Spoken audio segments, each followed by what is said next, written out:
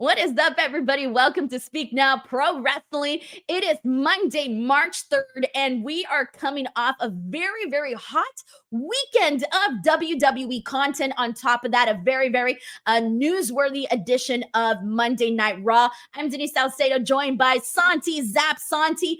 Welcome back to the show. Dude, I don't even know where to begin. How are you, man?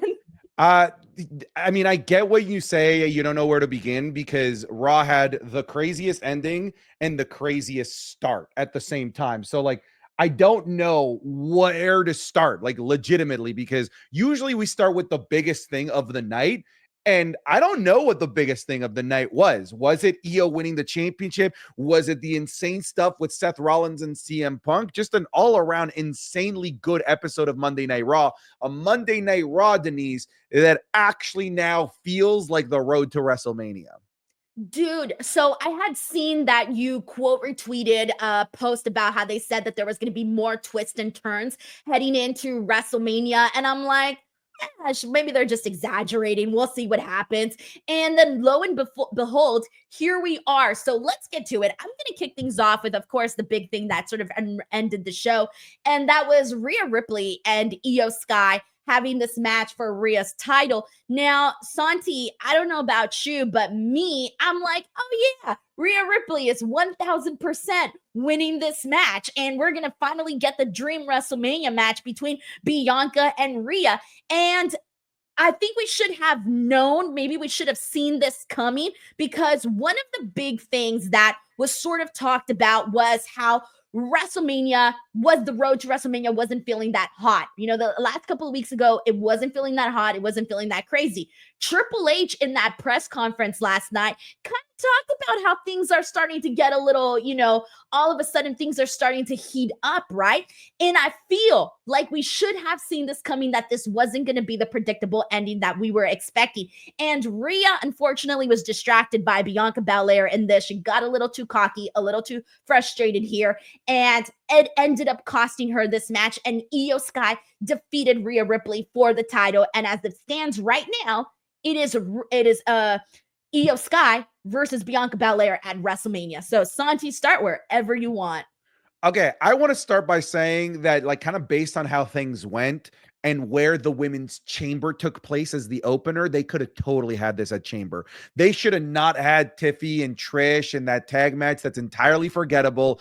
They should have really leaned into Elimination Chamber. It was an incredibly good and memorable PLE, but had you added this, a great match with this result instead of the kind of token women's tag match that was just sort of there for the sake of a nostalgia pop and a local pop for Trish Stratus, you add this to Elimination Chamber, and all of a sudden, poof, you have one of the best PLEs in the last 5 years had they added that match to this show. Don't get me wrong, I love the concept of any given Monday. You know, you tune into Monday Night Raw, you don't know what's going to happen, because now we've had any given Mondays happening back-to-back weeks with the women's tag titles the previous week, now the women's world championship this week. I am just so elated and happy for Iyo Sky. I really thought that they saw Iyo Sky as a second-tier main eventer, that there was always this feeling that Iyo Sky, even though she's so good, that she never got the booking treatment of the likes of the Biancas, of the Becky Lynches, of the Rhea Ripleys, the Charlotte Flairs, the big names. And for the most part, I would say that I'm right in saying that. But then tonight, it really feels like they are trusting Iyo Sky to be one of those top-tier main eventers, as she's now likely going to be heading into WrestleMania with that title in a match that, if booked properly and if you add Rhea Ripley into the mix, could main event night one, based on star power and quality of the women's wrestling that those three could deliver. It just kind of depends on, do you want to end the night with a huge women's triple threat match, or do you want to end it with the craziness with Punk and Seth and maybe Roman there? Who knows? But I will say, if you're asking me, Denise, between whatever potential match comes out of Bianca, Rhea, and Iyo versus Jay versus Gunther, what main events between those two, I'm taking the women. Yeah. Oh my God. Hearing you say all of this, it still reminds me that we still don't know what Roman's going to do. And I can't imagine Roman not being in this main event. CM Punk, what the hell is he going to do? Is he going to get his main event? But speaking specifically, though, of this match here, you're right in the sense that I also kind of thought that they saw her, Iyo Sky, as a second tier top women's champion. But man, I kind of feel a little bit torn here, Santi, because I know this is going to be a great match. If they do Iyo and Bianca as this, I know it's going to be a great match. But here's the thing. My dream match, mine specifically me, was Bianca and Rhea. And so I am hoping that this does become a triple threat because that is the only way. Because I'm thinking, what the hell is Rhea Ripley going to do? If she's out of this match, what the hell is Rhea Ripley going to do for Wrestlemania? And I'm just sitting here going, this is something that now, here's the thing though. I don't know about you, but originally when we thought that it was going to be Bianca versus Rhea, I was so torn on who was going to come out winning that. We know Bianca Belair has her streak. We know that Rhea Ripley is a very, very popular person. So I was imagining that they would want to keep the championship on her a longer period of time, considering that she just won it back after, X amount of months and how long it took her to win her title back from Liv Morgan, right? And so now, if we get this match between Bianca and Iyo, I want Bianca to win this. Or if we do Bianca, Iyo, and Rhea, I still want Bianca to win this if they do triple threat or not. And the reason for that is just to get her back on top and get her back as a top singles champion. So does this sort of change your perception of what you think might be the outcome for this match and whether or not we're going to see another new champion crowned? Or do you think Iyo completely reigns, has a good, strong reign? Look, I know I went on a little rant there about how it feels like Iyo Sky is now this like top tier women's talent that's treated like the Biancas and the Rheas of the world, but I still can't help that she's being given the title to give the new champion confetti moment to somebody that's bigger than her in terms of star power, which could be Rhea or Bianca. I think both scenarios I could absolutely see. I could see WWE wanting to give Rhea that big moment or Bianca that big moment. But I just don't see a world where, as unpredictable as this was and as crazy to see Iyo Sky win, I don't see a world where Iyo Sky, when she is literally in the ring in a match against the 1A and 1B in terms of overall popularity in all of WWE, I don't see Iyo Sky walking out. It almost feels like they're giving her the championships to give the big Mania moment and celebration to the bigger name that WWE has over Iyo Sky. Yeah, that's what I'm thinking too. And I feel bad because I do love Iyo Sky. I think she's phenomenal, but it's hard for me to imagine them picking her over Rhea and Bianca when it comes to this WrestleMania match. We do have a couple of super chats to get into. This is from Matthew Campbell, who says Iyo is the best active women's wrestler in any company at the moment. It's really hard to argue that. I think at the end of the day, it comes down to taste because my favorite current active women's wrestler is Bianca Belair. I think she's top notch when it comes to pro wrestling. Santi, who's your current for the women? It's literally Iyo. So my reaction, I literally ran out of the room when they decided to give her the title. I ran out of the freaking room. Iyo is my favorite right now. Oh man, it's your favorite versus my favorite. Yeah. We're gonna have war, Santi. Consider this war. Matthew Campbell, thank you so much for the super chat. We got Heidi Ho here with a very generous super chat who says, I thought Bianca had a heelish attitude tonight. Plus, Naomi is somewhere in an intensive care unit on life support while she's dancing and skipping around the ring. Bianca is definitely a heel now. See, I still do not see Bianca as a heel. Santi, I trust that she did not know that Naomi had done this evil thing to Jade Cargill. Listen, have you seen the internet the internet detectives like breaking down the footage of what happened at Elimination Chamber? Would you want me to explain to you what? Yes, okay, all right, okay. It's kind of interesting. So why if Naomi attacked Jade, why wasn't she expecting the attack? Why was she just sort of like standing there and kind of looked back at Bianca and then the attack happened? If you go back When Jade's music hits, Naomi's confused. But if you look at the pod, Bianca's taking off her jacket like she's ready to fight. No. Little subtle things that people are noticing. If you go back and watch it, it is Bianca that's like getting ready into fighting stance while Naomi's like, what the hell's going on? No. Go back and watch it. Go back and watch it. I have been very, very adamant about this, Santi. I have been very adamant that Bianca Belair was not a mastermind in this, that Bianca Belair was not a part of this. And I go back to one major key moment. The moment the attack was revealed, if you remember, was during that triple threat match for the United States Championship tournament. Bianca ended up leaving that match, which ended up costing her an opportunity to advance in the tournament and become the United States champion, the inaugural United States champion. Why would Bianca do that to herself, screwing herself out of a big moment in her career in order for all of this for her just to like betray Jade Cargill? Man, that's the part that keeps me going back to it. I think there could be a moment where it was all masterminded by both of them, and maybe we get Naomi saying, I did it for Bianca. If we do get that line, though, I will pop. But man, it's so funny because a lot of people really do want Bianca to turn heel. And I feel like maybe that's why the internet detectives are like really, really looking at that stuff to basically just suit their narrative. But then I'm trying to suit my narrative. So I guess we're all doing the same thing. It is interesting when I saw somebody pointing it out. Oh, that's like a pretty cool little nuance if it ends up being that way. Cause like, I tweeted about this. I was like, WTF was Naomi's long-term plan.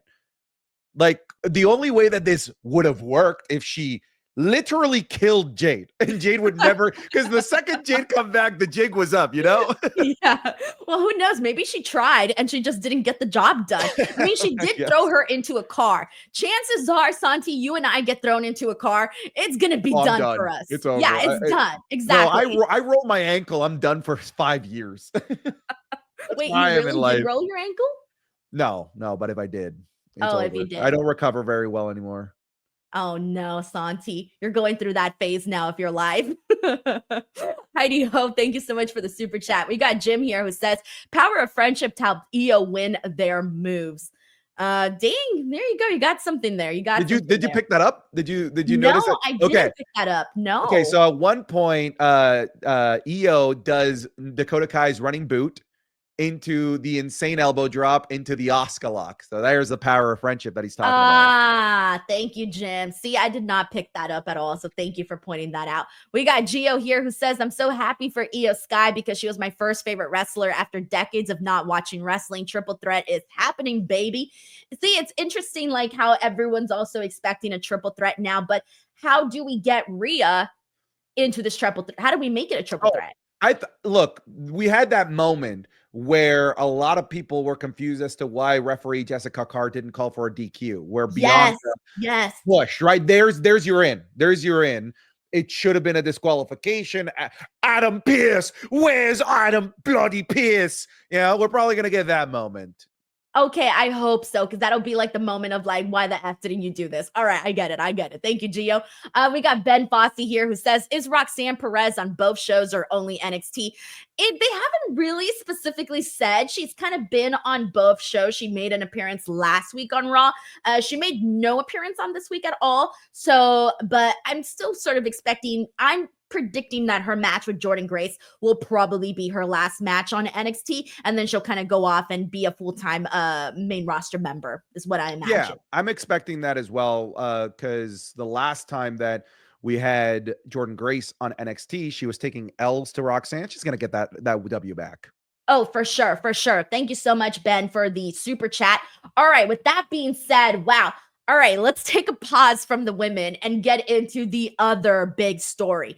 Now, we kicked off Monday Night Raw in a way that I thought was absolutely superb because we got the version, Santi, of CM Punk that I love the most. The asshole, I'm going to say what I want and give zero fucks whatsoever about any of it. We had CM Punk call out The Rock, say he called him a bald fraud, saying that he was going through a midlife crisis, called out John Cena and basically said that it was BS, that he had been all of what he had done throughout his career pretending to be a babyface was just a BS, and he betrayed all the children, etc. Seth Rollins called out Becky Lynch as part of this, basically telling Becky to come get her man or something like that.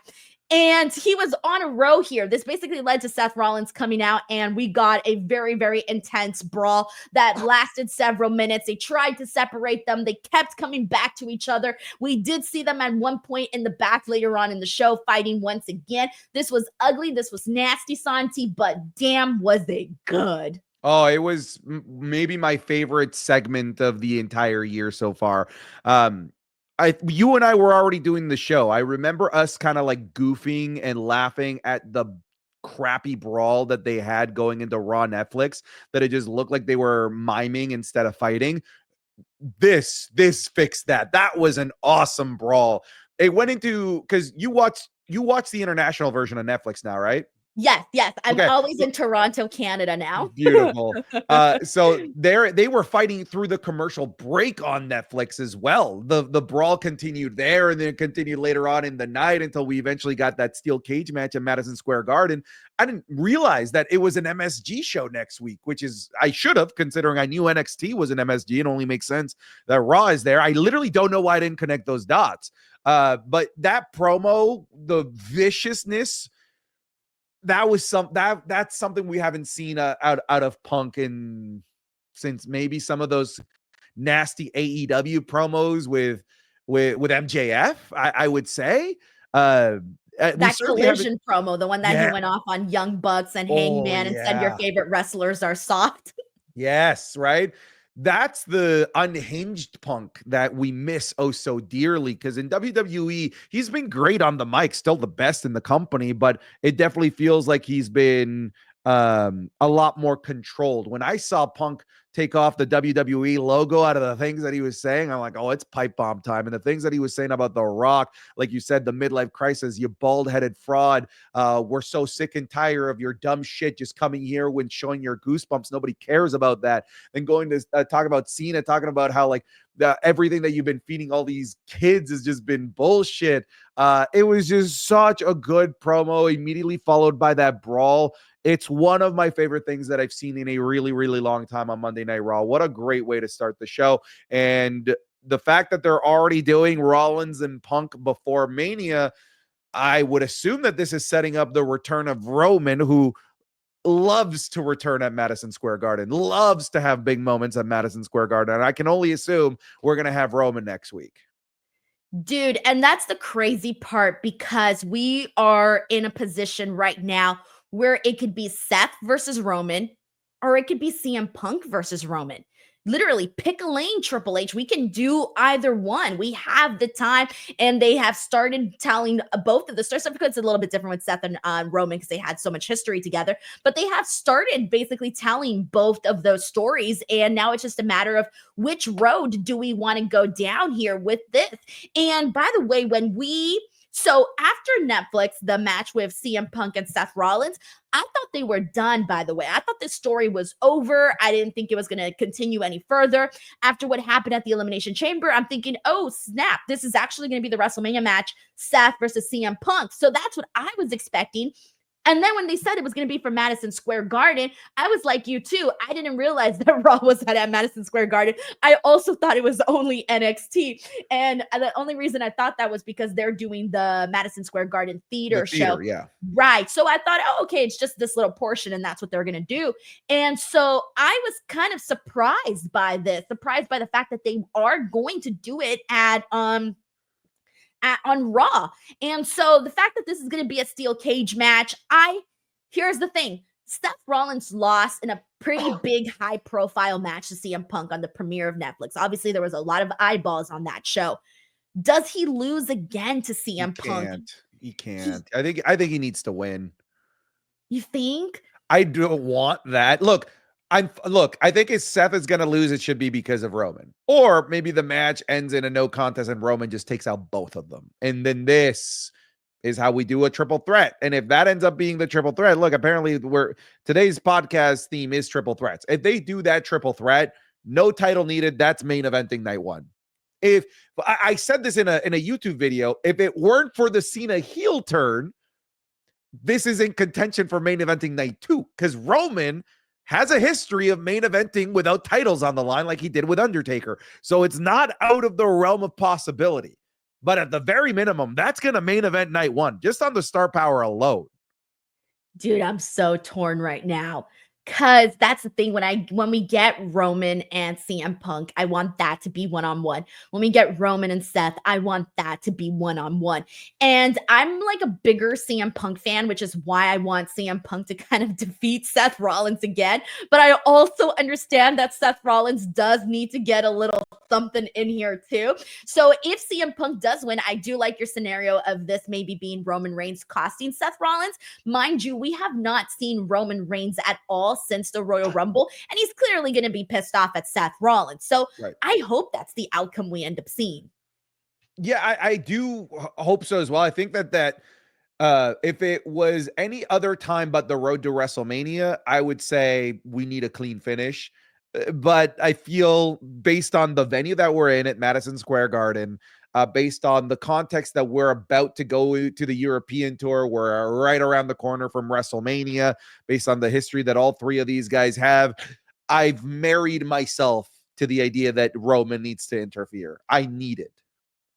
I'm here for it, all right? As long as it means CM Punk gets the win. But then also, okay, but let's say they do Roman and Seth, and they don't do a triple threat match. Where does this leave CM Punk for WrestleMania? Well, nowhere. That's why that's the only place. Like, it's the place to do it. Which, like, I would have loved just Roman versus Punk, but you know, you've already pulled the trigger on heel Cena. You know, you've pulled the trigger on that. That bullet is out of the chamber. You can't stop that one. I just don't think that right now it makes sense for the favor being to get Punk into the main event of WrestleMania. I feel like because of the context of the heel turn already happening, if the swerve was going to be that the heel turn happened at Mania, then maybe, yeah, Punk being in that triple threat might make a little bit of sense with how Punk lost in the Elimination Chamber, having a little bit of justification. But now, based on how everything went down with Cena and Cody, that should just be a one-on-one. It really should just be those two. So Punk, we need to fit him somewhere else, and the best place that he fits, and he fits pretty beautifully, is in the Seth and Roman scenario. I second that. I agree. All right, we got a couple of super chats to get into. We got Rare Gamer 99 here who says, Lisa Tequila, what's in the box? Oh, that's another topic that we got to get into. What's in the box? What's in the box? What's in the box?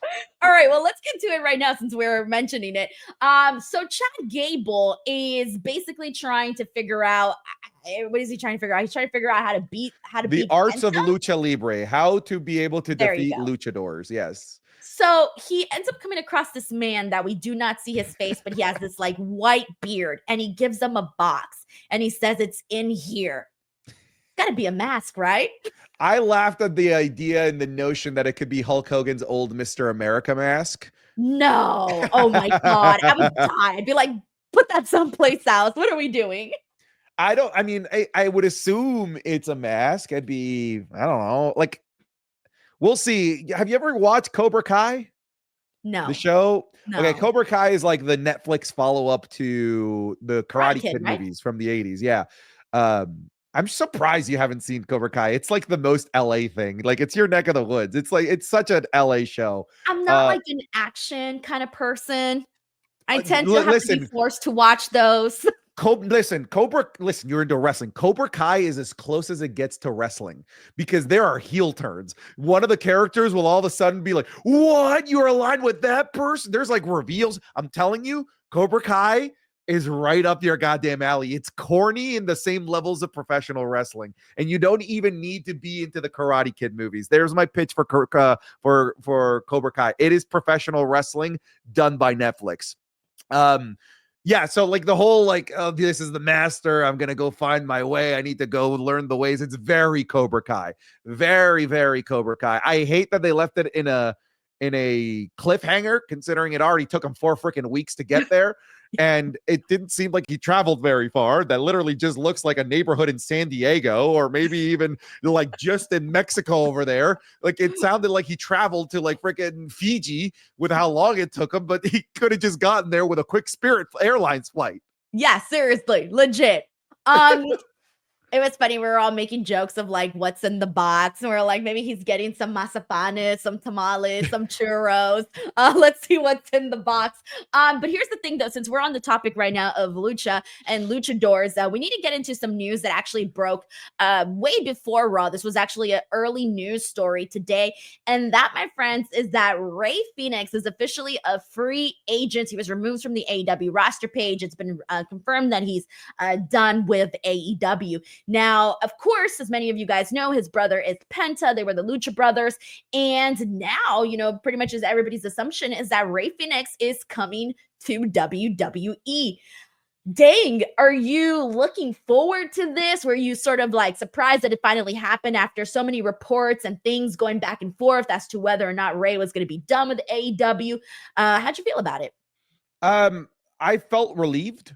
It was really uncomfortable seeing that saga play out on social media. He deleted the tweets, by the way. Yeah, just things that should have been kept in closed doors. Just seeing that being aired out, it was really uncomfortable. So I'm glad that it's sorted out. That's the best situation for both parties. Like they weren't going to use Rey Fenix anyway. Rey Fenix was not happy. He was airing all of those frustrations. Best thing you could do here is just let him walk away so that he doesn't continue to damage the reputation of your company and damage the perception of how you treat wrestlers. Because in my opinion, that's what Rey Fenix was doing.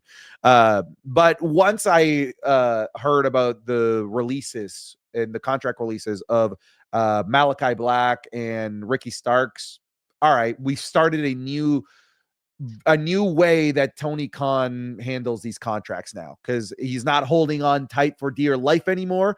He's just like, okay, you don't want to work here, get out of here. Like we saw that very clearly with Malachi and with Ricky Saints now. So it only made sense that the next step would be the most disgruntled guy that he has in Rey Fenix.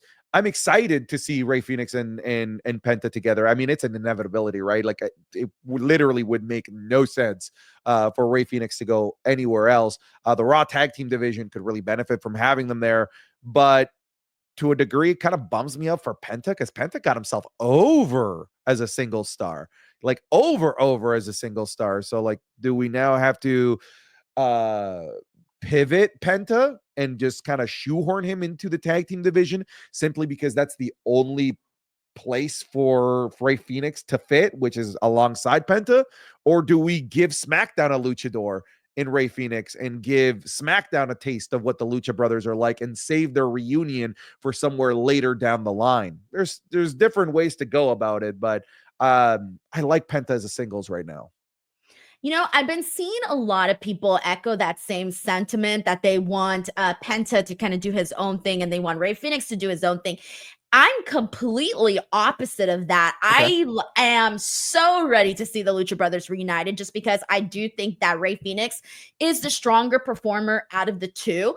And he tends to, and I think he has the better matches. I think he's the one that is a little bit more flashier and a little bit more crisp and clean in the ring too. So for me, I'm like, dude, put them together. Like, when's the last time so we were talking about the tag team division kind of being a little bit of a bust. When's the last time, like, we've been needing a big explosive tag team?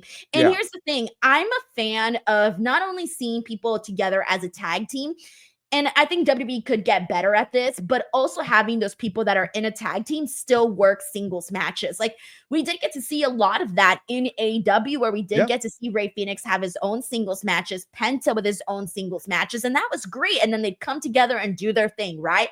I would love to see something similar to that over in WWE, where you had them as a tag team. Because think about how much they're so cool and they look so cool together, and the presentation is so cool of them. Think of all of the money-making opportunities there are when you're promoting the Lucha Brothers. No, you're 100% right. Like, I love the Lucha Brothers like together as a tag team. They are so unbelievably entertaining. They really are. Look, this is the most first world problem that you could have. Like, it really is. Like, you're good either way, regardless of what you do with these guys, whether you want to immediately put them in the tag team division or not. Here's the thing, like, you put them in the tag team division of Raw, you could literally build the tag team division off the backs of the Lucha Brothers. We had a great tag team match today, but in my opinion, the Lucha Brothers are significantly, like, levels better than War Raiders and the Creed Brothers. And that's saying a lot because they're very good and they put on bangers tonight. I agree, man. I agree. All right, we got Jennifer Suna here who says, I'd love to see Seth team up with Rock and Cena so we get Rock, Seth, Cena versus Cody, Punk, Roman for night one of the main event. See, I can't see Seth doing that because he was so opposed of The Rock last year for Wrestlemania. And even then, he was the one who called out Cody when Cody was making his decision. And he said, like, what a slap in the face for you to even sell your soul to The Rock.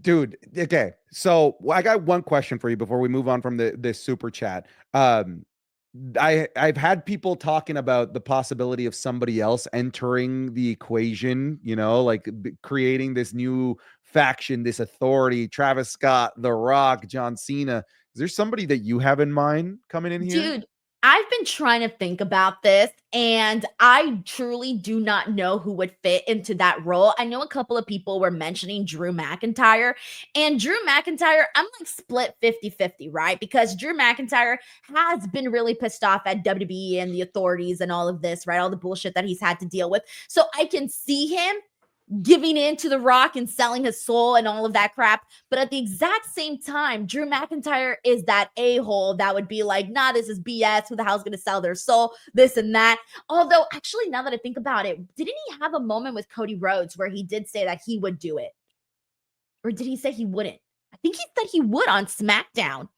I don't even remember. I feel like that did happen. So either way, Drew McIntyre, it's like 50-50. I think it could go either way. Oh, I think what you're talking about was CM Punk. He's like, a young CM Punk would have taken that in a heartbeat. No, I think it was Drew. Okay, I'm right. pretty sure Drew had a moment with them, unless I'm inventing it. What about Randy Orton? History with Cody, history with John Cena. He could go out there. It looks like he's gonna help Cody, but then aligns with Cena, another mortal enemy. I don't know. Ooh, someone in the chat just said Jacob Fatu, but instead it got me thinking, what about Solo Sikoa? Ew. He's kind of lost in the winds right now. Please, don't even put that into the universe. Move on. Let's move on. I take it back. I take it back. All right, take it back. All right, Jennifer, thank you so much. We got Ahmed M. Al Habsi here. Thank you so much for the super chat. Says, do you guys think Roman will be involved with Cena and Cody? See, there's a part of me that thinks it can happen, but at some point would it feel too convoluted? But at the same time, I mean, he's got history with these people. How can he not have something to say about it? I don't want it to be the case, but I could see it happening. It all depends on what happens at Madison Square Garden and how hype his return is if it does end up happening, because like you said, too convoluted. Like the Roman, Seth, and Punk stuff is already so meaty in itself. To see Roman trying to back and forth in another feud that's bigger than the one he's already in would be a little bit too much. That's kind of how I'm feeling too. Ahmed, thank you so much for the super chat. We got E24G who says Bianca forgot to take off her jacket, realized how hot it was inside the pop. LOL, Santi, prop on your PLE Siege Drake interactions. Happy for you. Dude, I've been meaning to ask you about that. What scoops did you get from Drake sitting in front of you? Well, what I learned is that the man travels with his own freaking NFL football team, the security team, and the size of those men. You met me. I'm a big dude, right? I literally showed up and I was like, oh my God, you're so tall. Okay. The guy beside me dwarfed me, made me look like you compared to me. That's like what Drake was carrying around in terms of his entourage. But yeah, it was pretty funny because the seats in front of us were empty for like the first 5 minutes of the women's chamber match. And these guys in the third row, they try to like, they just try to be like, oh, I'm just going to sit in the front row. They got moved so quickly. They're like, no, this is reserved for an A-list celebrity. And all of us were like, A-list celebrity? Who's showing up? Even the guy beside me was a celebrity, Andrew Fung of a Netflix show called Kim's Convenience. Even he's just like, yo, A-list celebrity, who's showing up? And then in comes Drake, and we're like starstruck. Like, I know Drake right now is the butt of every joke right now, but like, I'm from the Toronto area. That's a Toronto legend. So to see Drake like right there, I was like, yo, that is insane. But Drake no-sold like half of the show, by the way. He was like not reacting to like anything. What? Was he just like serious? Very, very serious the entire time. He got excited for a moment during Sami Zayn and Kevin Owens. But that's about it. That's like the only time he showed any emotion. I was a little surprised that WWE didn't put him on the screen with like all the celebrities. I got insight on that. I do have insight on that. What is it? They asked him. He said no.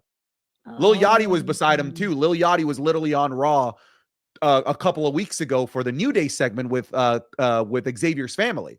He was so like Lil Yachty has been with WWE. So they went to all the celebrities and they asked them, is it okay? Most of them said yes. Drake and Lil Yachty said no.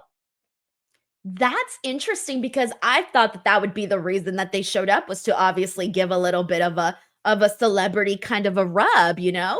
Yeah. I mean, I think they just wanted to enjoy the show. Wow. That's so cool though. That's so cool. What an experience though, to get to see that and like to be with it like all happening there. That's very, very awesome. It was pretty cool. Yeah. E24G, thank you so much for the super chat. And now, by the way, Tony Khan has the opportunity to do something very, very funny, but damn, you can only hope for it. E24, thank you so much. We got JJ Castillo here who says, I'm excited to see this heel Cena run considering the feud he could potentially post-Mania. I feel like WWE is planning something big during the 2-week European tour. I have no idea what they might be doing for that European tour. However, I think right now they are kind of, on this path of just trying to shock people and surprise people. So who knows, man, it can happen. I was going to ask you a question, content creator to content creator. Are you going to watch this at live, or are you going to wait until later on in the night when most of your audience expects you to live stream? Wait, so what are they doing? I thought the European show was just house shows. No. Oh, no. The European tour is a bunch of Raws and SmackDowns in the lead up to WrestleMania.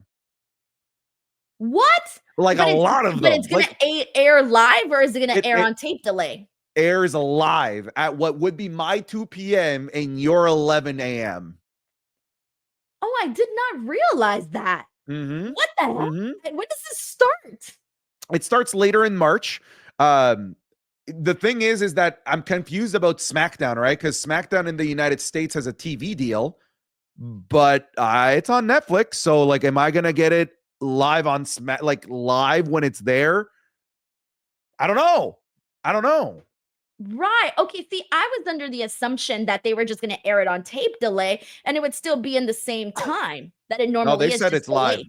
They've confirmed that it's going to be live at the time that it's being produced. So for me, West Coast time, that's 11 a.m.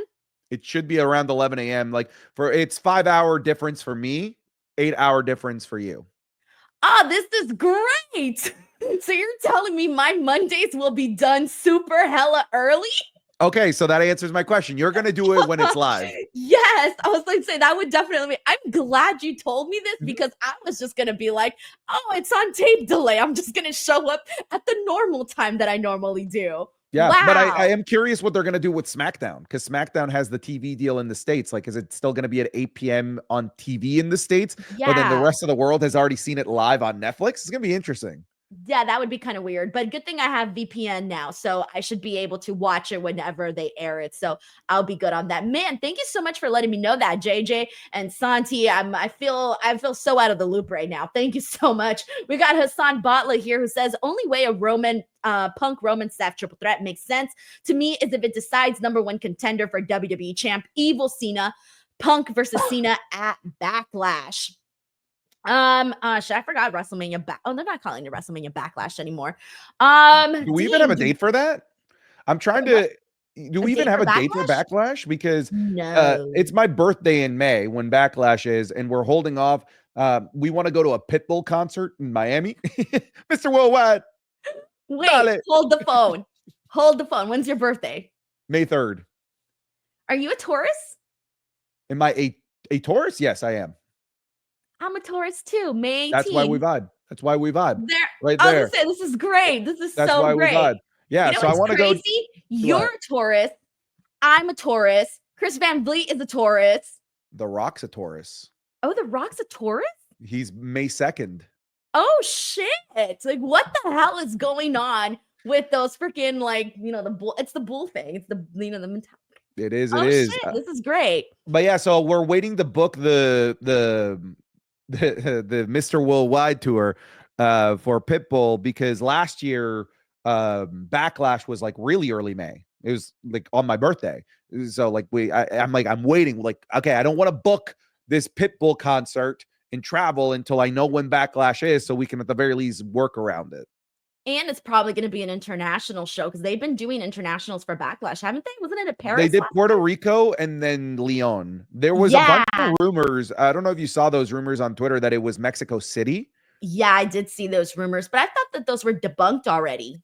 They weren't debunked. They were denied by WWE. Not WWE didn't say that it's not going to Mexico. They just said we haven't announced anything. Okay. See, that would be great. I would love to do that. Awesome. Well, dang, there's a lot to get excited about there. Hassan Batla, thank you so much. We got Anthony Giuliano here who says, look like we're getting AJ Styles versus Logan Paul and Kevin Owens versus Randy Orton at Wrestlemania. See, I was under the assumption we were going to get AJ Styles, Braun Breaker, but now it looks like they're moving that into Braun Breaker and Finn Balor. AJ Styles did say he's going to call out Logan Paul and even made a whole ass appointment for this next week. AJ Styles, Logan Paul, does this tickle your fancy, Santi? Yeah, I mean, if it's not going to be AJ Styles going after the Intercontinental Championship, I feel like this is the best next available thing in terms of high profile matches for AJ Styles and definitely the best available option for Logan Paul. So sure, I'm in. Hassan, thank you, Anthony. We got Hassan Batla here who says, also, who do y'all want to see Travis Scott fight? Are you a Travis Scott fan? I don't know like shit about him other than the whole controversy. Travis Scott's huge. I love Travis Scott. I do. It's funny. I had this conversation with my chat. I'm big into rap. I'm big into rap culture. Rappers come and go like that. Now, Travis Scott is definitely mainstay. He's here to stay for a really long time. But like the big rappers of like for example, in the 2010s, and then your chat will probably understand this a little bit more. You couldn't turn on the radio without hearing Fetty Wap, and then Fetty Wap disappeared, criminal charges, all this stuff, and then like now he's basically non-existent. I'm not saying that that's going to happen to Travis Scott, but there's going to be somebody else that comes in that's going to be much bigger than Travis Scott later on down the line. And then somebody bigger than that person and somebody bigger than that person, to the point where this moment, the Cena heel turn that's going to be replayed, Denise, for 40 years. Like they still play the Hogan heel turn. That's still one of the biggest moments, the Austin heel turn. This is a heritage moment for WWE. Is now going to have Travis Scott covering himself up with sage during that segment. I feel like Travis Scott is cool in the moment now, but I feel like in the long term, we're gonna regret that he's a part of that. Shit. See, because like I knew he had like a really big fan base just based off of what I've seen online on the timeline and stuff. So I'm like, oh, they seem very, very passionate, but they also seem very, very crazy. Like I always see people being like, oh, it's too dangerous to go to his concerts and things like that. And that's literally like the extent of what I knew about Travis Scott. Yeah, I'll tell you this. WWE has already worked with somebody much bigger than Travis Scott, Bad Bunny. Bad Bunny is a god in Latin America. Like the pull that Bad Bunny has is insane. He dwarfs what Travis Scott can bring in. Wow. Imagine if Bad Bunny could have been involved in this moment. That would have been, oh my God. Bad Bunny would have been so much more sick. Would have been so much more sick than Travis Scott. Yeah, that's wild. Thank you so much, Hassan. We got Dave Arlo here who says Rock, Punk, Cody, Cena, Roman, Seth, Drew. I still think they might go into Drew and Damian. That still seems like something they're interested in pulling there. Oh yeah, they're dead set on that, and everyone hates it. It's Drew Damian. Wild. Dave Arlo, thank you so much for the super chat. And I do hope we get to see Rock Punk, but we'll see, man, if that eventually happens at some point. We got Toby here who says, at Chamber, why did they eliminate Drew before Punk came in? I wanted to revisit it for a few things that could be a forever feud like Kevin and Sammy. They might have done it because maybe they didn't want to be like, oh, well, we've already seen so much between CM Punk and Drew McIntyre that maybe they felt it would have been too much. That's my assumption. I don't know if there was anything else there. That's honestly what I'm thinking there. Thank you, Toby. We got Anthony Giuliano who says, you also got Britt Baker released too. I did not see nothing about Britt Baker being released. So just, yeah, no, that's nowhere to be found. So just make sure you're always getting your news from like reliable places. F4W, Fightful, PW Insider. Those are your top 3 in pro wrestling when it comes to news breaking. Anthony Giuliano. So if it's not from one of those websites, just double check. Lawrence Ross here has says, hi, Santi and Lisa. So thrilled Iyo won. Ready for this story to develop. Sorry, but I love the 3-way. Yeah, I would love Why it are for you it Lisa? to be a 3-way. Oh my gosh, you haven't seen the moment with The Rock and what happened to me? Oh yeah. You got called Lisa. I got called Lisa. It was so funny. I felt it was yeah. Rock was like, Lisa was it? And I was like, oh no, it's Denise. Honestly, had The Rock look like if it was me, and he'd be like, oh, it's Jorgensen, right? I'd be like, yas. I wouldn't have the balls to tell the final boss that he got it wrong. That's what a lot of people were saying, that like I had balls to do that, but I'm like, I would have hated it for The Rock to have my name wrong, you know? But I mean, he could have literally gotten me with it doesn't matter what your name is. I did an edit of that and I put a little clip of The Rock saying that instead. That was great. But yes, I'm Lisa now, and Lisa is far more over than Denise. We got B True 23 here. By the way, thank you, Lawrence. We got B True here who says Rhea versus Bianca on SmackDown or Raw, possibly to make it a triple threat. I would not want them to throw that match away on like a Raw or SmackDown. Agreed. I hate to say it, but yeah, definitely not. Thank you, Be True 23. We got Jacob Tatum here who says Jay and Gunther has been slow and excitement. And what would you do to make the match more interesting? And how long do you think John Cena's heel turn would last? I'm thinking John Cena's heel turn lasts around to SummerSlam-ish, around there, because you're obviously going to want to use the tail end of his year to get him back to a baby face. Because he ain't going to retire a heel. That's not going to happen. He has to have his come to Jesus moment. Yes. And then Jay and Gunther, have you noticed, Santi, that for the last few weeks, like maybe the last 2 or 3 weeks, everything has pretty much been about Gunther, and Jey Uso will come in like at the tail end of whatever segment Gunther's doing? And yeah, they're letting Jey Uso cut his emotional promos backstage, which like I don't know how to feel about that. Because that's now almost back-to-back weeks where we've had Jey Uso cut fantastic promos in the back, not in the ring. Yep, that is true. Thank you, Jacob. We got T-Max034 who says, ain't no May the 4th on my second Santi Sith.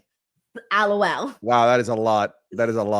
Wait, I'm trying to understand this. Hold on. May the 4th is Star Wars Day. Yeah. May the 4th be with you. I'm May 3rd. And ain't no May the 4th on May 2nd, Santi Sith. I think he's calling me the Sith because I'm right before Star Wars May the 4th. Yeah. Okay. Team Mac, I don't know. That was a wildly difficult message to follow, though. Team Mac also says my boy John Cena didn't sell out. Cena bought in. Hey, if we start seeing John Cena get more bookings in Hollywood, we're gonna know why. Thank you, Team Mac. We got David Arlo here who says CM Punk called out The Rock. I can see next week Rock costing Punk. Next week setting up night 1, Punk versus Rock main event night 1 with Roman, Seth, Drew at WrestleMania. I mean, the fact that he called out The Rock, obviously The Rock is going to have to say some words to CM Punk at some point. I'm going to be honest with you. I wish that this was happening. I don't know if it is, though, because of everything going down with Cody Rhodes and that whole story. I mean, if I'm The Rock, I wouldn't want to step into a mic battle against CM Punk. Oh, that would be one. I would love to see it. Thank you, Dave. We got Dan Jackson here who says WWE came a long way from Kevin Federline. Dude, I forgot Kevin Federline was a thing. Holy smokes. Wow. What was he famous for? Dating? He was married. He was married to Brittany and had 2 kids with her. That's his claim to fame, right? That he Yeah, was and a then she Britney backup literally has dancer. been supporting him the whole time until the kids, like, she's been paying like not child support, like whatever Alimony. money she had, alimony to Yeah, freaking Kevin Federline this whole freaking time, which is that's just crazy. insane. That's It's so insane. crazy. Makes me so mad. Dan, thank you so much. We got Execute Cena Order 66 here, who says, I seen A&E post about Paul Heyman maybe joining The Rock. Username's killing me. You know what Order 66 is? No. It's, it's when the Sith Lord commands Anakin Skywalker. So the Sith Lord being The Rock, Anakin Skywalker being John Cena. Order 66 is to eliminate all Jedi. So there's a famous scene in Return of the in episode 3 where Anakin, John Cena in that movie, pulls out a lightsaber in like a daycare of young little kid what are they called? Jedis, implying that he went in and killed all the little kid Jedis. It's crazy. Oh, okay. Execute Order See? 66. What's up? I'm learning I'm here something to every explain all these. new. Execute Cena Order 66 says, I see an A&E post about Paul Heyman maybe joining The Rock. Then later down the line, CM Punk uses that favor to get the title off of Cena. Could that happen? Let me see. Paul Heyman maybe joining The Rock. Then later down the line, CM Punk uses that favor to get the title off Cena. Could that happen? I don't know, because, I mean, the last we saw, Paul Heyman acknowledges Roman Reigns. Wouldn't him acknowledging The Rock, overstep that with Roman Reigns? I would think so. Right. So that's kind of Logically. where my train of thought is on that. So I'm going to say no for now on this. No for now. Thank you so much, though, for the super chat. We got McTaro here, who says too much tequila for The Rock. Literally. I love that he found a way to promote his tequila. And I had just been saying this, Santi, like, I don't know, like a week ago. I was like, yeah, The Rock always finds sometime, some place to promote his tequila. And then somehow I ended up getting involved with his tequila promotion. The master marketer. He's the master marketer. Yes, Mitaru, thank you so much for the super chat. Bless you, Santi. All right, with that being said, did you get sick too? I've got the wrestling plague. Every Me wrestling too. show, I've got the wrestling plague. Dude, I had to drink Theraflu during this stream. I had my Ricola. My throat's been like scratchy. It's been kind of brutal there. But anyways, let's go ahead and continue on with the items that we didn't get to really quickly on this freaking show. Gunther defeated Otis. This was a fun matchup here. Any thoughts, Santi? A great match. Great match. Great hard-hitting match. It's a reminder of how missed of an opportunity the summer was in not pulling the trigger on an Otis push. Yeah, they really dropped the ball there. Lyra Valkyria defeated Ivy Nile to retain her Intercontinental Championship. This was a fun match, but the crowd really did not give a damn about this match. Didn't give a damn, but Lyra, oh my God, she's so good. Lyra in that match, there was a 3-minute sequence where she had all the offense where I was in awe at how good and crisp she is. Dude, I feel like the one thing that they need to do with Lyra, because you're right, she's very impressive, is they just need to give her more of a chance to connect with the crowd, show her personality. Because right now we just know, like, okay, she's going to deliver on a good match, but what else, right?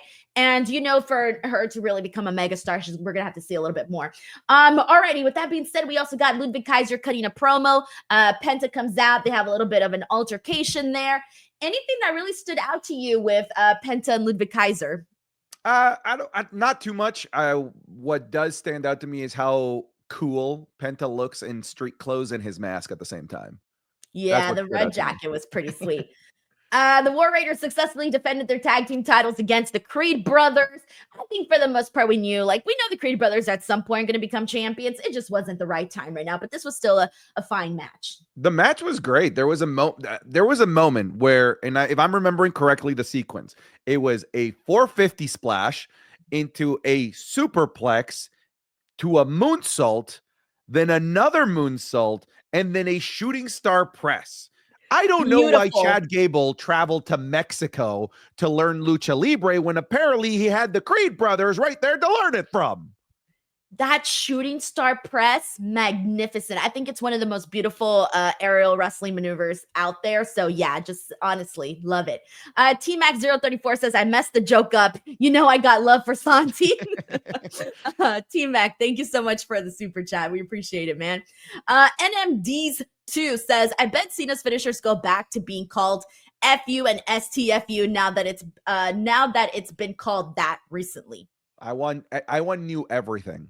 Like, I want a new finisher, new entrance theme, new ring attire. I don't want to recognize this dude. Like, nothing. I don't want to recognize nothing from the past, nothing from recent. Brand new. I want to see what a brand new Cena looks like. Don't go back to Dr. Thugonomics. That's so 2000s. It worked back then. Let's just do something brand new from the start. Brand new finisher as well.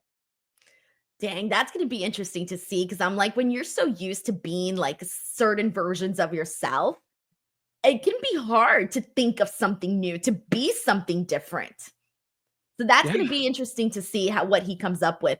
NMDs too, thank you so much. We got Rafael Garcia, who says, nothing will convince me that old man wasn't just Chavo Guerrero in a wig. Well, Chavo does get like a lot of these Hollywood like roles where he usually helps train a lot of the wrestlers. He usually works a lot of behind the scenes and that type of stuff. So you never know. Rafael, thank you so much, man. We got Dave Arlo here, who says Aleister Black versus Demon Balor at Wrestlemania. Hell, it can happen. I don't see why not. I mean, they're both. I mean, he's the one that Santi, you pitched an idea for him being the guy to come in for the Judgment Day. So we could end up finding ourselves in that situation. Thank you, Dave. We got T-Mac here, who says Anakin Lesnar. I don't give a fuck about them kids. T-Mac034, thank you so much for the laugh. Alrighty, with that being said, and let me make sure I just got through everything. The only thing we didn't talk about yet is Braun Breaker and Finn Balor. This was just basically Finn Balor tried to get the Judgment Day to attack Braun Breaker, but he was able to take them out. And then Braun Breaker was going to get was it at Finn, but at some point he ends up being saved by Dominic, and he ends up just killing Carlito instead. Dude, I need to ask you about that Braun Breaker promo when he was like, oh, he's the apple man, and you got to have an apple a day to keep the doctor away. What was that promo? I think, honestly, that's called Steiner Health instead of Steiner Math. He was giving us Steiner Health. That's what it was. Listen, I feel like this whole segment was this is going to be the Finn Balor's come to Jesus moment. Like, oh yeah, we can't take on Braun Breaker. We need a new member in the Judgment Day. I think like this is what triggers the new member to come in. Yeah, I'm feeling you on that one. We'll see. Alrighty, guys, before we wrap up this Elimination Chamber, before we wrap up this episode of Raw, Santi, I gotta end on a fun note. You and I met in person for the very first time this weekend. It was a good time. It was honestly a really fun time. It was nice to meet you in person, meet Connor. It was very nice. It was a good time. It was a good time. I just wish that Toronto wasn't so damn cold. My God, what a cold weekend it was. But yeah, it was a good time. We went to SmackDown, got ourselves some nosebleeds that were like pretty decent seats. When I like think back about it, I was like, these are pretty damn good. I enjoyed the experience from the nosebleeds, if I'm being honest with you. Yeah, I was so surprised by that. I thought we were going to be like way high up. I thought I was going to get a little like nauseous. Nope. It all went very, very smoothly. And I wasn't even expecting to go to SmackDown. So I'm kind of glad that I did, because if not, then I would have missed that really cool segment with all of the Elimination Chamber guys. I thought that was sick. Oh my God, Logan Paul. Oh yes, he got me so good. Too. Did you see that Jake Paul replied to my reaction? No, what did he say? Because I tweeted it out and I said, well played, Logan Paul, I hate you. And then Jake Paul replied to me saying, read 'em and weep 'em, femboy. Did you respond back? Of course I did. What did you say? I was more of a quote, dude. I was just like, imagine getting called femboy by Jake Paul in 2025 or something like that. It's wild. I don't think I've heard femboy in like forever. I know, right? I'm like, I forgot that existed. That's so funny. All right, we got one more super chat. This is from Cena's left nut. Nice. Who says, I hope Cena gets a new movie called FTK, F Them Kids. Have you not seen the hilarious cartoon meme that's going around of Cena in his shirt instead of hustle, loyalty, respect? It's be lazy, disloyalty and disrespect, and then he's holding a Make-A-Wish kid saying, "Give up." I did see that. That's funny as hell. Thank you so much to Cena's left nut. We got Dave Arlo here who says, will you guys be in Vegas? I will be in Vegas for a few days. Santi, I know you said that you were probably skipping out on that. Probably, yeah. I'll probably be streaming with my crazy community. Love it. Love it. Thank you so much, Dave. Alrighty, guys. With that being said, that was our show for today. As always, thank you guys so much for tuning in. Thank you so much for the insane support. Santi, please tell the people where they can find you, support you, and all of that. All places, Mr. Santi's app. If you're interested in adding a new podcast to your lineup, check out the Wrestling is Cool podcast. But yeah, otherwise, you can just Google Santi's app. I'll come up and you can kind of just pick your poison on whichever platform works best for you. YouTube.com/Denise Salcedo. If you haven't already, click that subscribe button. I'm also on all of the apps as well. Just search me up and you can find me there. Thank you as always to everybody watching, and we'll catch you guys on the next one.